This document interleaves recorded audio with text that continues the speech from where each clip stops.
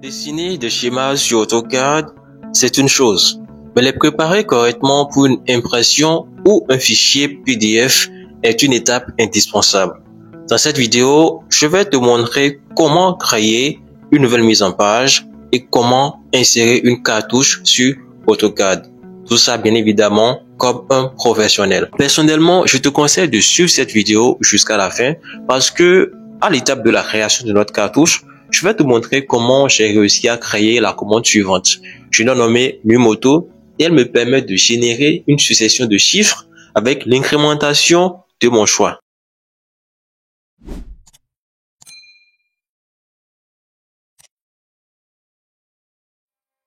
Lorsque je finis de réaliser mes schémas et que je veux faire la mise en page et puis faire le cartouche, ce que j'ai à faire, c'est quoi? Déjà, je vous présente des schémas que j'ai déjà eu à faire. Et bon, vous avez le circuit de puissance qui est à gauche et puis deux circuits de commande qui sont à ma droite. Bon, le dessin est tellement petit parce que j'ai fait de telle sorte qu'on puisse voir le tout ensemble. Donc, je vais essayer d'agrandir sur celui-ci parce que c'est celui qu'on veut travailler. Et je vais faire un zoom objet sur lui. Donc, vous voyez, j'ai zoomé sur lui et on voit beaucoup plus clairement ce que j'ai eu à effectuer là. Et qu'est-ce que je vais faire au fait? Donc, si je veux le prendre pour le sortir comme un fichier PDF quelque part ailleurs, je vais cliquer sur lui comme ça et je vais appuyer CTRL-C. Vous voyez? Bon, au lieu d'appuyer CTRL-C parce que chez certains ça peut ne pas marcher, vous pouvez faire un clic droit, venir ici et aller dans Presse papier et cliquer sur Copier. Donc, lorsque vous allez le faire, vous allez ouvrir un autre fichier. Et lorsque vous allez ouvrir un autre fichier, vous allez tout simplement faire CTRL-V. Donc, le CTRL-V, il va vous suffire de spécifier le point d'insertion pour seulement spécifier et là où il va rester. Donc, lorsque je clique là, il s'est fixé là et je vois que le dessin est trop petit. Étant donné que c'est le seul dessin que j'ai là, je peux faire un zoom vers l'étendue et puis j'agrandis directement sur lui. Alors, j'irai sur une mise en page que j'ai déjà faite pour vous montrer quand même les différentes parties que nous avons sur une mise en page. Donc, là, c'est déjà sur, ici, c'est sur la présentation numéro 1. Donc, je viens sur sortie, je clique sur aperçu. Donc, nous avons la partie du bas ici où, bon, et chacun réalise cette partie-là comme il veut, hein. Vous voyez un peu. Moi, j'ai décidé de générer une petite partie qui sera dédiée au logo de ma chaîne, bon, à ma photo de profil sur YouTube. Et ici, j'ai décidé de dédier cette portion-là, vous voyez, au nom de ma chaîne. Et en bas, j'ai mis YouTube. Donc, au milieu, généralement, c'est ce qui se fait. J'ai décidé de mettre le titre, comment dit-on, et de mon schéma. Là, c'est le circuit de commande numéro 1. Et bon, en bas, j'ai mis exercice d'entraînement schéma électrique. Donc, si j'étais sur quelque chose de CO, vous pouvez mettre armoire électrique de telle machine, vous voyez un peu. Et à ma droite, ici, j'ai mis dessiné par, bon, c'est moi. Et ici, c'est le numéro de la page sur le numéro total de tout le PDF que je vais obtenir à la fin. Donc, les numérotations que j'ai ici, nous avons les A, B, C, D. Et j'en parle parce que nous allons devoir faire tout ça. Et les 1, 2, 3 que nous avons ici. Et disons que cette zone, elle est surtout là. Et pour le repérage, vous voyez, ils sont là pour faciliter la communication. Ça, c'est ce que je peux vous dire. Quelqu'un peut vous dire autre chose. Donc, vous voyez, si par exemple un technicien ou un ingénieur donne les instructions suivantes. Donc, bon, il dit par exemple, regarde en D7. Et c'est le contacteur, bon, il peut dire, regarde en D7 et me dit, bon, le contacteur est fermé normalement. Donc, moi, qu'est-ce que j'aurais à faire? Je viens ici, je vois D ici et je vois 7 ici. Donc, vous voyez, ça tombe directement sur ce contact-là. Je voulais dire le contact. Donc, là, c'est pour vous faire comprendre un peu l'importance de ces trucs qu'on met là. Donc, ils peuvent servir au repérage. Donc, juste pour vous dire que c'est aussi important pour un technicien de savoir ça et de l'utiliser pour ces schémas. Donc, moi, je vais appuyer sur échappe et nous irons commencer le travail parce que j'ai déjà trop bavardé. Donc, j'étais sur dessin numéro 4. Alors, lorsque je veux commencer la mise en page, je vais d'abord venir ici, sur le A, le logo de AutoCAD. Je vais venir sur utilitaire de dessin. Au niveau de utilitaire de dessin, je vais cliquer sur unité. Une fois que j'ai cliqué sur unité, je vais venir ici. Bon, là où il y a échelle d'insertion. Voilà, le pouce. Je ne sais absolument pas ce que ça veut dire. Et j'en ai même pas besoin. Je vais cliquer sur ça. Je vais passer au millimètre. Je passe au millimètre.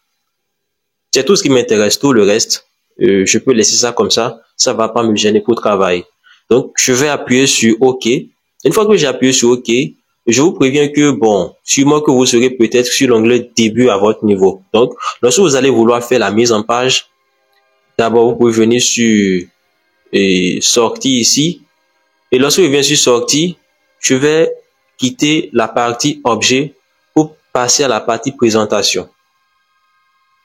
Donc, bon, je vais fermer ça d'abord. Et voici ce que ça me donne. Donc, lorsque je suis passé à la partie présentation, voici ce que ça me donne. La présentation 2 ne m'intéresse pas, à moins que je veuille faire une autre mise en page là-bas. Donc, qu'est-ce que je vais faire maintenant? Je vais faire un CTRL A. Et lorsque je fais le CTRL A, je vais ensuite faire un CTRL X. Pas pour couper, hein, juste pour le faire partir.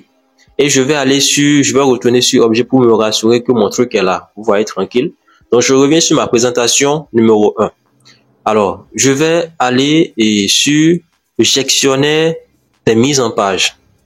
Donc, une fois que je clique là, voici, et la présentation 1 vient avec ces différentes informations.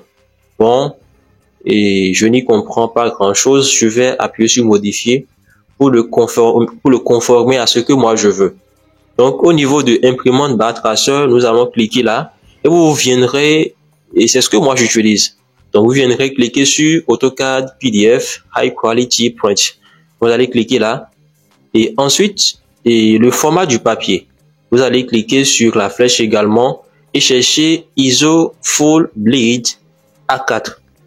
Donc, je vais scroller un peu. Et ici, on voit ISO Full Bleed A4. Nous avons deux formats. Nous avons le 297 x 210 et le 210 x 297. Je vais prendre le 297 x 210 parce que je veux un format paysage, vous voyez. Et une fois que ça a été fait, je vais venir au niveau d'échelle, et je vais cliquer sur cette flèche et je vais cliquer sur 1, 2.1. Une fois que ça a été fait, qu'est-ce qui reste encore? Je viendrai sur qualité. Bon, ça, c'est ce que j'ai l'habitude de faire. Je vais passer de normal à maximal. Une fois que j'ai fait tout cela, je vais tout simplement cliquer sur OK maintenant. Une fois que j'ai cliqué sur OK, je vois que les informations concernant la présentation numéro 1 ont changé. Je vais cliquer sur fermer. Une fois que j'ai cliqué sur fermer, qu'est-ce que j'aurai à faire maintenant? Je vais prendre la commande rectangle. Donc, je prends la commande rectangle et je vais faire un rectangle. Donc, pour faire ce rectangle, je vais quitter cette extrémité à l'extrémité qui est en haut là-bas. Donc, qu'est-ce que je vais faire? Je vais commencer par écrire 0 parce que je veux spécifier le premier coin. Donc, le premier coin, son abscisse et son ordonnée, c'est 0, 0. Donc, je tape 0.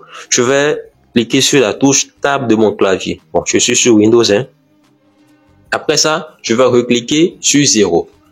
Donc, une fois que ça a été fait, vous voyez, quand je bouge, bon, on voit directement là que l'abscisse et l'ordonnée changent également. Donc, je vous rappelle que mon côté horizontal, sa longueur, c'est 297. Une fois que ça a été écrit, je vais appuyer sur Tab. Une fois que j'ai appuyé sur Tab, je vais écrire maintenant 210. Et une fois que c'est bon, je vais faire entrer. Après avoir réalisé ce rectangle, je vais venir ici juste pour vous montrer ce que nous voulons obtenir. Alors, je vais retourner sur mon fichier, j'irai sur l'onglet début, je vais prendre la commande échelle. Une fois que la commande échelle a été sélectionnée, je vais cliquer sur mon rectangle et puis essayer de le réduire.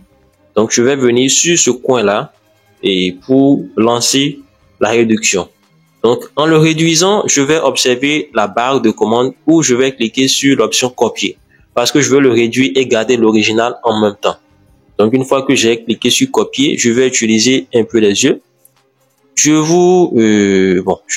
me suis mis sur l'horizontale. Alors, je vous conseille de cliquer sur sur les 139.4312. Bon, c'est pour qu'on puisse obtenir la même chose. J'espère que vous voyez le texte un peu flou qui apparaît sur mon écran là. Donc, si chez vous, ça n'apparaît pas comme ça, essayez quand même d'obtenir un truc approximatif à ce que je suis en train de faire. Donc, une fois que je clique, je vais forcer l'autre extrémité à sortir. Une fois que je l'ai sorti, je vais ramener celui-ci ici. Donc, une fois que ça a été fait, je vais cliquer sur la commande ajuster et puis ajuster. Donc, je vous rappelle surtout que cette mise en page que nous sommes en train de faire et ce cartouche que nous voulons créer, je n'ai besoin de le faire qu'une seule fois. Moi, je vous apprends tout simplement comment le faire parce que si j'étais en train de travailler, je ne vais plus le refaire. Le seul que j'avais fait en première position, je peux l'utiliser pour tous les autres projets que je veux réaliser. Donc, vous voyez que c'est vraiment intéressant. Alors, je vais revenir à ce niveau. Je vais monter légèrement et descendre le rectangle. Bon, faire le bas. Une fois que je l'ai descendu, je prends la commande ajuster et j'ajuste ces deux parties. Donc, ce que je vais faire maintenant, c'est de prendre la commande ligne et de réaliser une ligne. Donc, je vais quitter cette extrémité. J'espère que vous voyez très bien et aller à l'autre extrémité. Autrement dit, je vais faire une ligne de longueur 210. Donc, vous pouvez me mettre les 297, autant pour moi, 297. Donc, une fois que c'est fait, je peux cliquer sur la ligne et la déplacer vers le haut à la hauteur de 17,5. Une fois que ça a été fait, je fais un zoom vers l'étendue et vous voyez qu'on se rapproche légèrement de ce qu'on veut. Donc, je vais zoomer sur cette partie pour que vous voyez. J'ai sélectionné la commande ligne. Et là, je vais faire une ligne qui quitte cette extrémité à celle-ci. Une fois que c'est bon, je vais sélectionner la ligne que je viens de faire et puis la déplacer vers le haut à 17,5 également.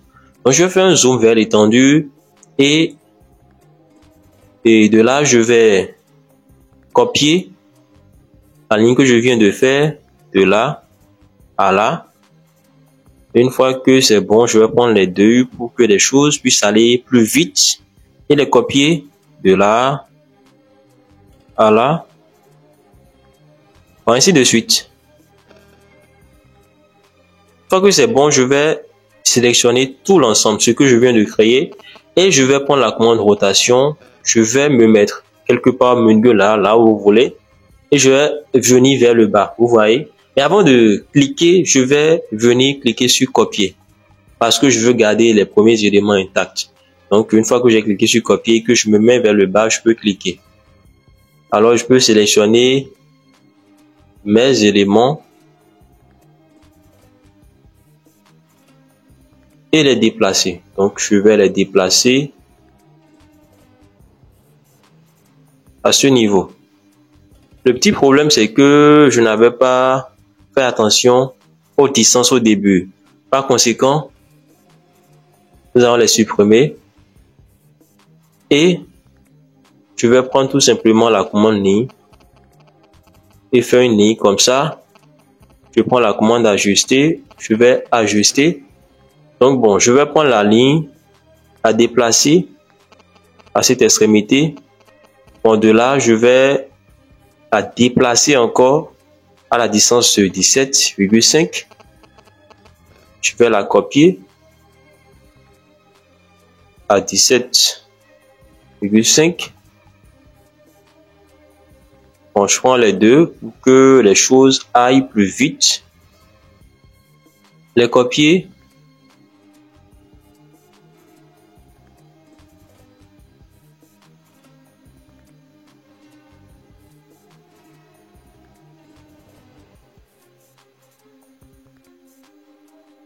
Une fois les copies terminées, je vais faire un zoom vers l'étendue pour que vous voyez un peu ce qu'on a obtenu. Alors, je vais prendre la commande ligne. Je vais me mettre quelque part vers le bas et me mettre vers le haut. Je prends la commande ajuster. J'ajuste. Et maintenant, je vais sélectionner cette ligne, la copier. Donc, ça, c'est selon les informations que je veux mettre en bas. Donc, si vous avez fait attention au niveau de mon premier, au niveau de mon dessin, je vais me remettre sur sortie. Est-ce que je vais aller sur aperçu? Non. Donc, vous voyez, bon, comment ça a été fait. Donc, je retourne sur mon dessin. Je reprends la commande ligne. Et là, je trace cette ligne-là. Donc, comme ça, c'est pas mal. Maintenant, qu'est-ce qui me reste? Je vais déjà, pour que vous sentez que nous sommes allés un peu de l'avant, vous montrer, si vous êtes par exemple à cette étape, comment faire venir le schéma sur le dessin. Donc, je veux que les chiffres soient à la dernière étape parce que je vous avais fait comprendre que je vais vous montrer comment j'ai pu créer une commande qui me permet de générer automatiquement dans l'ordre que je veux les tests. Ça m'évite de copier plusieurs fois et de modifier un par deux, un par trois, un par quatre. J'espère que vous comprenez exactement ce que je suis en train de dire. Donc, comment faire pour que mon dessin puisse apparaître déjà sur ma mise en page. Donc, je vais aller sur l'option présentation. Une fois que j'ai cliqué sur ça, ouais, bon, on dit ici insérer une vue. Donc, bon, ici on parle de délimiter. Et ici, c'est directement rectangulaire. Donc là, l'espace que je veux délimiter est déjà rectangulaire. Donc, je vais cliquer sur rectangulaire. Je vais venir sur cette extrémité-là et aller directement à celle qui est vers le bas ici. Une fois que je l'ai fait, vous voyez, mon dessin est apparu avec des pointillés, donc avec une grille. Moi, je n'ai pas besoin de la grille. Je m'attendais même pas à la voir là. Donc, je vais faire un double clic sur l'espace dans lequel je travaille, l'espace en blanc. Donc, quelque part dans la grille. Donc, une fois que j'ai fait un double clic, vous voyez que ma barre de navigation est revenue à l'intérieur. Donc, c'est pas ça qui m'intéresse. Je vais venir tout en bas ici, là où les grilles, afficher la grille de dessin. J'en ai pas besoin sur ma présentation. Donc, je reclique sur ça. Et puis, on remarque que la grille est partie. Une fois qu'elle est partie, qu'est-ce que je vais faire? Je vais faire un double clic à l'extérieur. Et puis, taf, on remarque que nous n'avons plus que notre dessin. Maintenant, je suis à l'étape de remplir toutes les cases qui doivent être remplies. Je vais commencer par la photo que j'avais mise ici. Donc, vous pouvez peut-être croire que c'est un peu compliqué d'amener la photo à l'intérieur. Mais non, c'est vraiment très simple. Donc, si vous avez la photo dans un fichier, vous allez directement au niveau de la photo et vous cliquez sur elle. Vous voyez, vous vous mettez vers le haut et vous cherchez AutoCAD et vous l'importez dans AutoCAD tout simplement. Donc, on me demande de spécifier le point d'insertion. Bon, je vais cliquer quelque part ici. Et bon, la hauteur, j'ai mal démarré les choses, mais je vais tout rattraper maintenant. Je vais faire un CTRL-Z d'abord et reprendre. Donc, je vais retourner sur mon fichier. Je clique sur le dessin. Je le dirige dans AutoCAD. Et une fois à l'intérieur, je vais cliquer sur cette extrémité parce que c'est dans le cadre que je veux le placer. Bien que lui, il Chine à être plus gros. Donc, je vais le dresser comme ça. Alors, je vais zoomer sur la partie juste pour travailler sur le dessin. Vous voyez que malgré que je zoome, la qualité est quand même bonne. J'espère que c'est pas... Bon, bref, on oublie. Donc, une fois que je l'amène à cette limite là, je peux déplacer cet élément pour que ça ne soit pas ce truc là.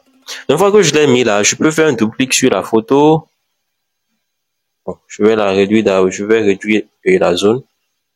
Je vais faire un double clic sur la photo et essayer de voir si je peux supprimer l'arrière-plan parce que mon dessin d'origine n'avait pas d'arrière-plan. Donc, je vais chercher à refaire le double clic. Ok, ce n'est pas un double clic, c'est juste une seule fois. Et très bien, là je vois transparence de l'arrière-plan. Je clique sur ça et puis c'est bon. Donc en dehors de ça, je vois ici qu'on met supprimer la délimitation. Je vais la supprimer également. Et il semble qu'elle n'a rien changé. Ok, ce n'est pas grave. Ce que ça donne là, c'est déjà pas mal. Nous allons essayer de continuer. Maintenant, ce qui me reste, c'est de créer un test. Donc, je vais pour ça venir sur l'onglet Annoter. Et là, je vois que je suis déjà sur test multiligne. Bon, test sur une seule ligne, c'est pas ce qui m'intéresse. Je vais laisser ça sur le test multiligne. Parce qu'il peut arriver que je dépasse une ligne, vous voyez. Donc, je vais cliquer sur ça. On me demande de spécifier le premier coin. Je vais me mettre quelque part. Bon, je me mets là. Et on me demande de spécifier le coin opposé. Donc, ça va délimiter en quelque sorte la hauteur de votre test. Si je me trompe pas. Donc, une fois que je l'ai fait, je vais écrire quelque chose. Je vais écrire CAD. OK. And Electricity. Une fois que c'est fait, une fois que j'ai terminé, je vais cliquer tout simplement à l'extérieur. Donc, vous voyez que c'est trop petit, ce n'est pas grave, je vais l'agrandir à travers la commande échelle. Donc,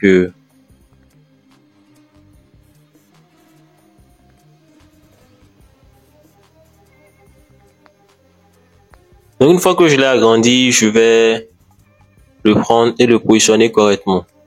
Ce qui est bon, avec mon expérience, c'est que quand j'écris un seul test, je me contente de le copier et de le modifier si je veux y écrire un autre truc. Donc, supposons que là, je veux mettre YouTube, je fais un CTRL A, je l'efface. Là, je mets YouTube. Je peux prendre les deux, puis les déplacer pour que ça soit centré. Donc, c'est sur ça que j'avais mis le logo de YouTube devant et quelque part ici. Donc, je n'ai pas besoin de le refaire devant vous parce que vous savez déjà comment importer une image. Donc, je vais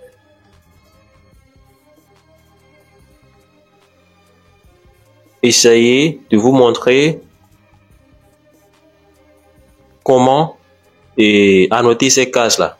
Donc, la première chose que moi j'avais faite, c'est quoi?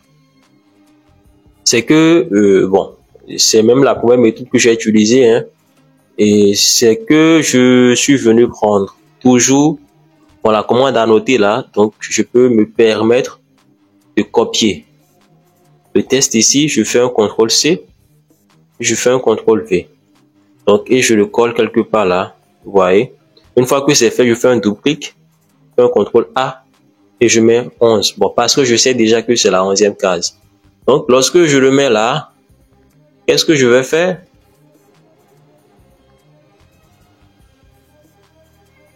Je vais faire un zoom étendu. Je prends le 11 et je le copie.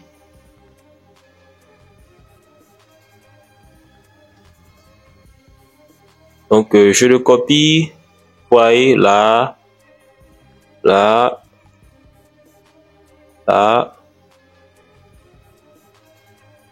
Donc, ne m'en voulez pas, c'est ça que tous les débutants font. Donc, et c'est ça que vous allez sûrement faire si vous ne suivez pas la méthode que je vais vous montrer tout à l'heure. Donc, je fais un double-clic sur ça, je fais un CTRL A et j'écris 01 ou 1 tout simplement. Et je vais faire un double-clic ici. Et j'écris 2. Et ainsi de suite, jusqu'à terminer les 13. 3.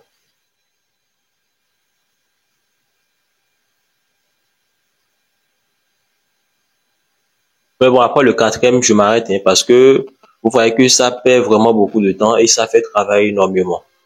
Donc, je vais enregistrer le projet parce que on ne sait jamais.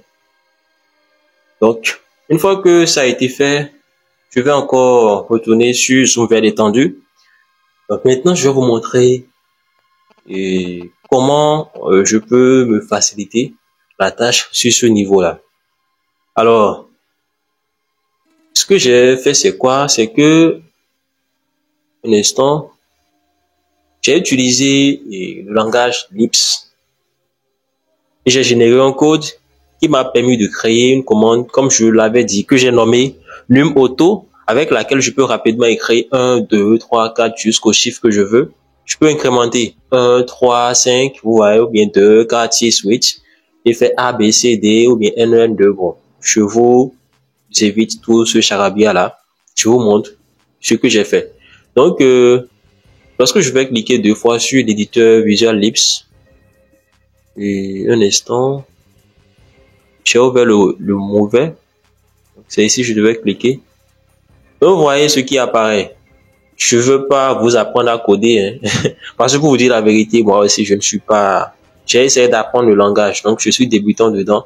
Mais ce qui est super, c'est qu'aujourd'hui, il y a les IA. Vous voyez, ça, c'est vraiment super.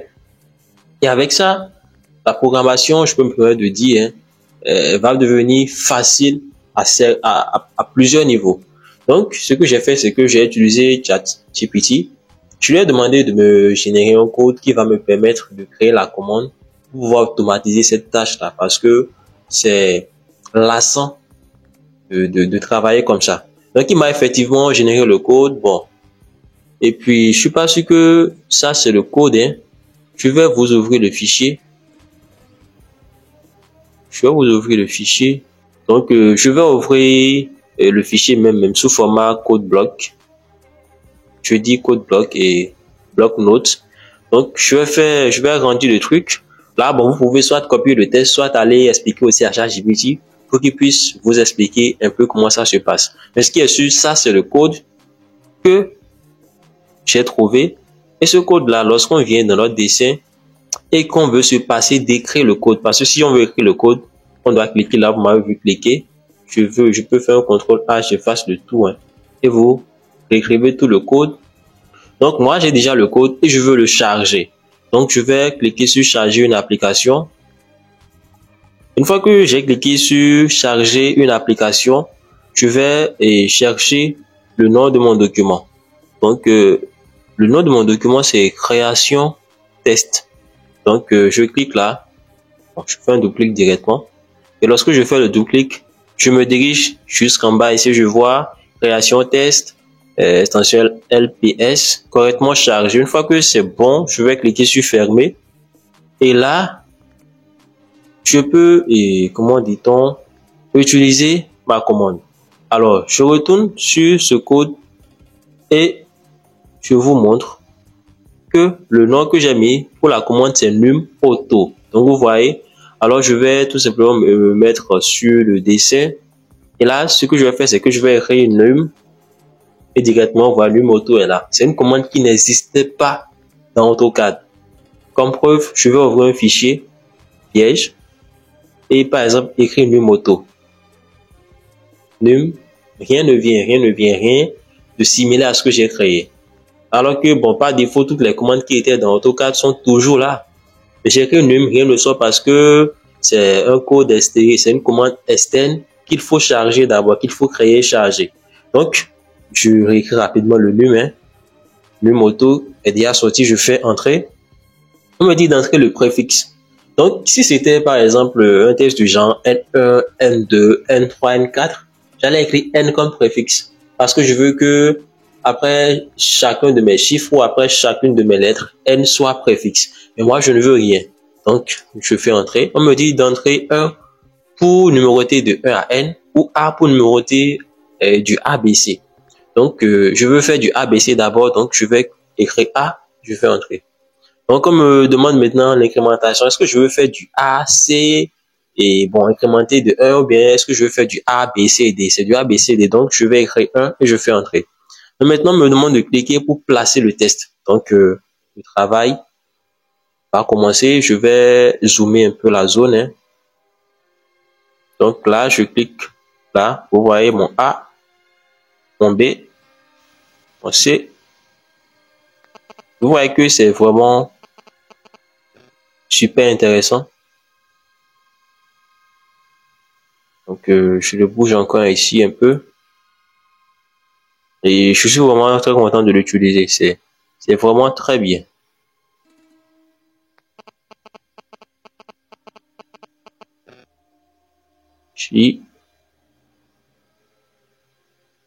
Bon, là, ça a été mal placé. Donc, je peux venir à tout moment le déplacer, hein.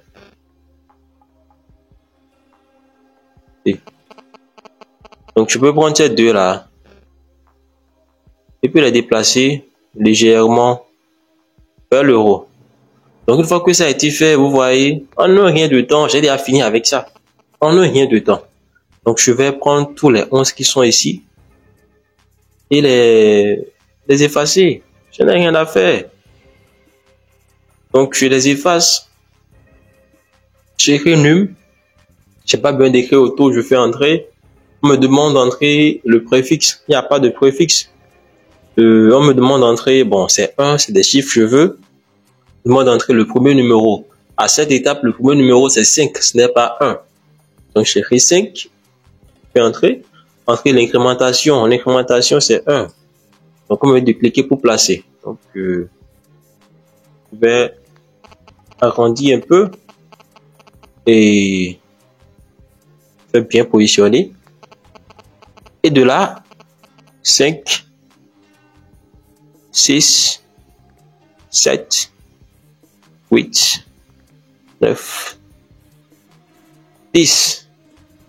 Le 10, bon, je sens que je dois le travailler encore un peu. Bon, juste ça. Et puis, vous voyez, je vais de vous montrer comment réaliser une mise en page et comment réaliser le cartouche. Bon, ça dit les informations qu'il faut mettre dedans pour vraiment produire un rendu professionnel. Donc, c'est un peu ça, hein. Maintenant, je vais vous montrer rapidement comment l'exporter parce que c'est pas fini. Et bon, les détails de cette zone-là, je m'en passe, hein, parce que vous suffira d'écrire seulement là-dedans. Et vous savez déjà comment rédiger un test sur AutoCAD. Donc, je vous laisse faire ça comme d'écran. Et maintenant, exportons notre fichier en un PDF. Donc, qu'est-ce que je vais faire ici? Bon, on a exporté, hein, vous pouvez cliquer directement là, exporter. Donc, je vais faire une échappe d'abord et vous montrer que vous pouvez lancer l'aperçu ici. Donc, lorsque vous lancez l'aperçu, vous avez une idée de ce que ça va donner. Donc, maintenant, lorsque vous sentez que tout est bien fait déjà, vous exportez, vous choisissez l'emplacement. Le nom, c'est tuto parce que, bon, le document, c'est le fichier et AutoCAD même s'appelle tuto. Vous pouvez le changer. J'en ai pas besoin actuellement et je vais l'enregistrer comme ça.